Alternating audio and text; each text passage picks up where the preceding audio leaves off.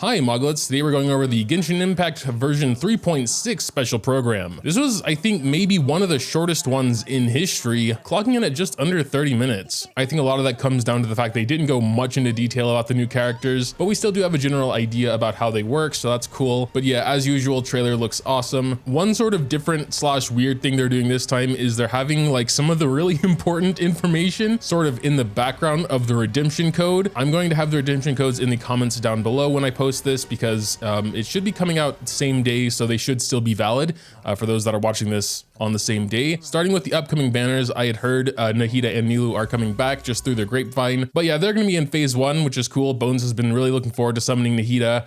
I maybe want to get a constellation or two as well. And then we'll have the new characters together, Baizhu and Kaveh. Ganyu's also over there, but yeah, me personally, I'm always just going for the new characters. I'm a bit of a collector in that way. A new catalyst as well for Baizhu, another Dendro catalyst user. Much like the banner before him, Nahida. Kaveh is also Dendro. I mean, yeah, Dendro is the newest element, but it feels like they're going a little hard with releasing all these Dendro characters. I gotta say, I'm honestly shocked to see that we only have 5 Dendro units.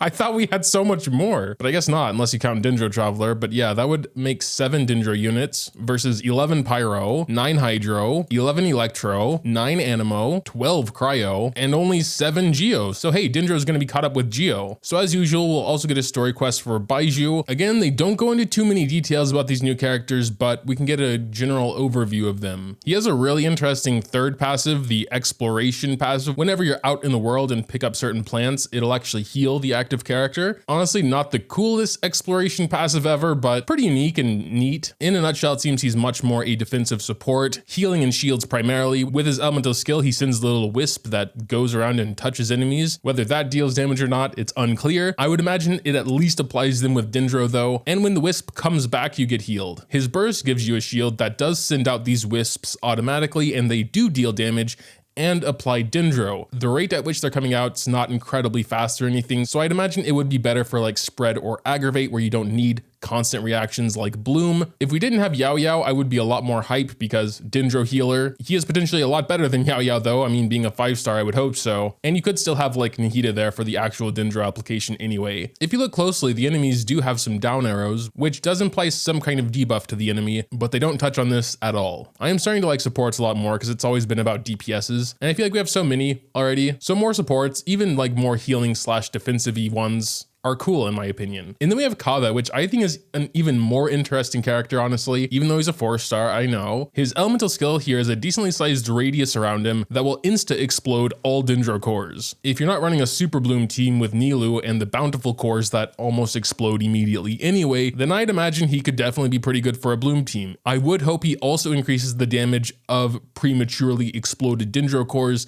They don't touch on that either, but it's an assumption, and I hope it's true. With his burst, he basically gets a Dendro infusion and quote-unquote increases his combat ability. Probably one of the most interesting things about him, though, is that Dendro explosions heal him. And according to them, that is one of his passives, so it's just always on. Unlike Yao Yao, which I believe has to be in her incredibly short burst phase mode, but I might be misremembering. I just know Yao Yao had a way to reduce this self-damage on Dendro cores, but Kaveh actually gets healed by them, which is pretty cool, honestly. Just for this passive, he could also be really interesting for the Super Blooms, even though his elemental skill won't help that much. The bountiful core explosions can hurt you a lot really fast, so with him, obviously you wouldn't need to worry about that. The issue I see is maybe he doesn't have enough Dendro application even after doing burst, but that's something we're gonna have to test and wait and see for. He also has a Beyblade attack. It just looks a lot different than most other Claymore users. But yeah, those are the new characters in a very small nutshell. Moving on to the main event of 3.6, a Parade of Providence. We'll be able to get a free Faruzan, it looks like, down there, which is nice. Mine is not C6 yet, I believe. And this event will essentially consist of 6 mini events. We have some kind of astrology puzzle type thing where you gotta move stars around. Next one is some kind of landscape puzzle where you gotta use limited resources to get somewhere. Then we have more of an exploration puzzle. I don't really understand how this one works yet, but it seems kind of familiar. For the 4th quote-unquote event is just story mode. You're gonna just sit back and listen to a story and you'll be able to like answer things, I guess. Finally, for the 5th mini event, we have gameplay. Actual gameplay, would you look at that? Yeah, so some combat, we'll have like potions, I guess, little buffs. And then the final event, I don't even know what it is. It's you like control animals and they're collecting coins to a rhythm. New hangout quest with Layla. I think that one might actually be pretty interesting. I always found her personality very relatable. Another event, Fulminating Sandstorm. This one actually seems to be pretty gameplay focused as well, which is nice. Basically got to defeat enemies while defending a charging device and then fire cannons. Actually sounds pretty nice. Another event, Brewing Developments, also gameplay focused. Very, very cool. There seems to be some random elements with this one as well, which I kind of like. Random element buffs, or rather it seems like you'll have 4 buffs, but they're randomly activated and deactivated. So you want to maybe try and take advantage of all of them. Double talent books coming back, always nice. Here on the redemption code screen are the new artifact sets.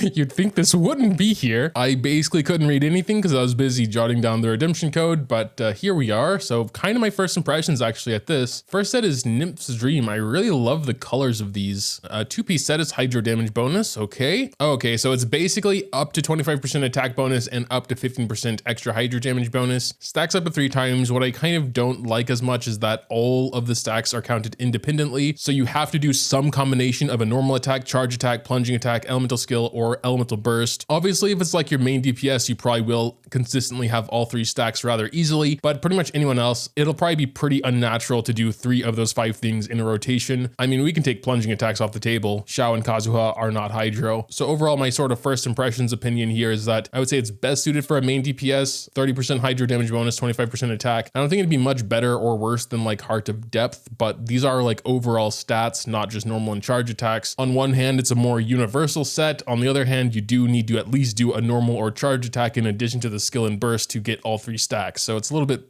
cumbersome in a way. Moving on to Voruksha's Glow. It's an HP set, 20% HP. Skill and burst damage increased by 10%. It's one of those. After the equipping character takes damage. Sounds almost like an exclusive set just for Dia. I like Dia. I actually really like Dia. So I might farm this just for her. You know, Nymph's Dream doesn't sound bad either if you have some good pieces. I mean, I guess Xiao could also use it, probably decently well. Though as far as I remember, there is that purple artifact set, I forgot what it's called at the moment, that I think is very similar to this, but it increases attack, which is kind of like a Xiao exclusive artifact set, so it's kind of already, it's weird. So you get a stack every time you take damage, up to 5 stacks, which means 400% elemental skill and burst damage. Sounds decent, I guess. Yeah, right. If only. Per stack, you get 80% of the aforementioned damage bonus, which is 10%. So basically 8% per stack, which means with all 5 stacks, you're going to be doing 50% extra elemental skill and elemental burst damage. So there aren't that many characters that can consistently hurt themselves. I can really only think of Xiao, Dia, and maybe Nahida in a Super Bloom team when you're getting slapped with the blooms constantly. So Voruksha's Glow, very niche.